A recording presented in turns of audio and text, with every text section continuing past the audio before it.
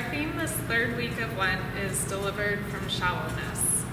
Jesus tells his disciples a parable about a fig tree that was not producing fruits. The gardener, rather than giving up on the tree, decides to cultivate the shallow and infertile ground around it in hopes that it will recover and then produce fruit. God is that loving gardener. Rather than giving up on us, he provides the nourishment that we need to bear much fruit.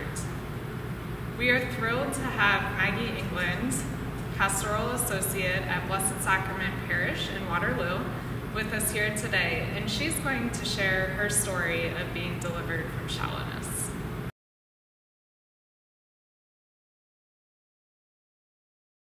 The shallows are where we go when we enter each stage of our lives.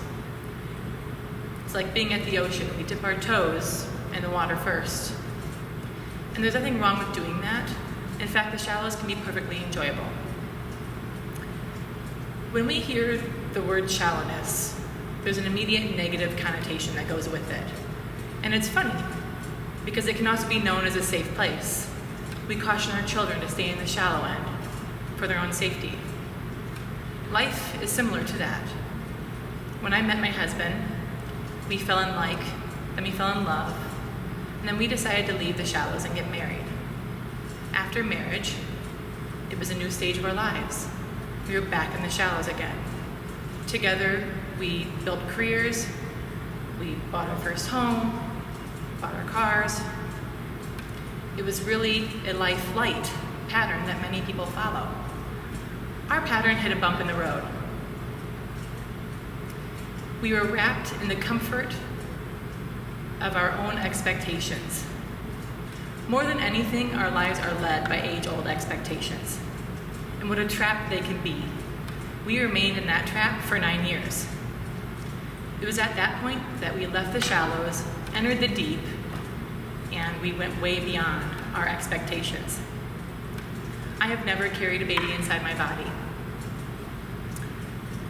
Our 2 daughters are not a genetic match to anybody in my family, but I am their mother.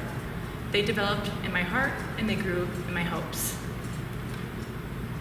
My husband and I are unable to conceive, and we tried for those 9 years to do so before we went towards adoption.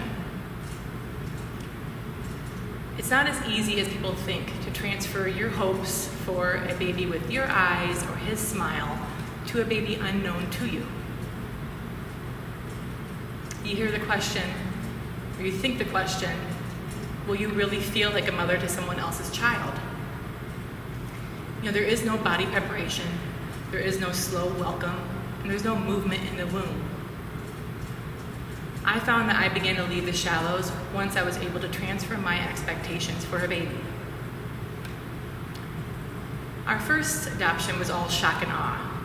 There was a phone call, a baby, a race to the hospital, down the hall, round the corner, through the curtain, and there you are, we've been waiting for you.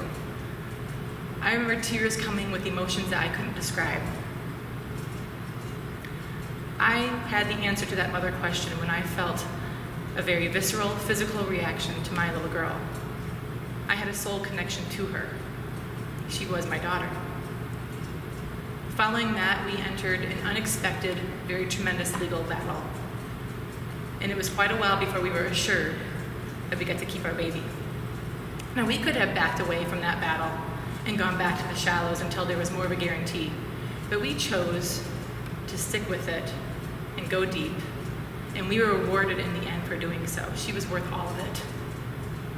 After some time, we decided to pursue foster parenting to add to our family. Children came to our doorstep, different little travelers on the road. We felt like a very impermanent part of their lives. Eventually, one little baby came our way. Expecting nothing, we took her in and we began basic baby care. I remember in the middle of one of the nights, I took her down to feed her. And I remember the moonlight shining in. I remember the warmth and the smell of her baby goodness. I remember the little squeaks, the little noises. And I remember the exact moment that I looked down and I saw her brown eyes looking at me, just looking at me. It almost felt as if her eyes were looking inside of me. And in that one quiet, holy moment, I felt a jolt. I felt a connection to my soul. I felt a swelling in my heart. I felt a clenching of my womb. And without saying a word to me, I found myself answering her. You want me to be your mama? Yes, I will. God spoke. She was my daughter. Through my experience, I was reminded that the womb is just a part of the human body. And yet I had such high expectations of it, so much so that I allowed it to box me in. I allowed it to box my husband and I in. With each of my girls, I have felt both the tug of my heart, the connection with my body, as well as my soul. And it's the soul connections that we make that are vital. Their hurts are my hurts, their joys are my joys, and our hearts are woven as tightly as hearts can be. When we feel lost, He finds us. When we feel empty, barren, stuck in the shallows, He fills us up. He has been with me all along my life's journey. Nothing in life is promised, and it's only if we allow Him to guide us that we are brave enough to leave the shallows behind and go deep. So in this matter of expectations, I will say this. Do not tie yourself to them. They can be a burden, they can break your heart, and they can keep you in the shallows. Leave room for the unexpected blessing God gives. Set yourself free and leave yourself open to love in the world. Go deeper. My girls have taught me how to love in the way that love is supposed to be, in the way it should be. God delivered my husband and I from the 9 years that we spent trapped by our expectations. And if we hadn't allowed Him to do so, and if we had chosen to remain in our shallows, well, look what we would have missed out on. So instead, here we are today with our girls, greater love than we've ever known. And we are trying to lead our lives through faith, hope, and most especially, love.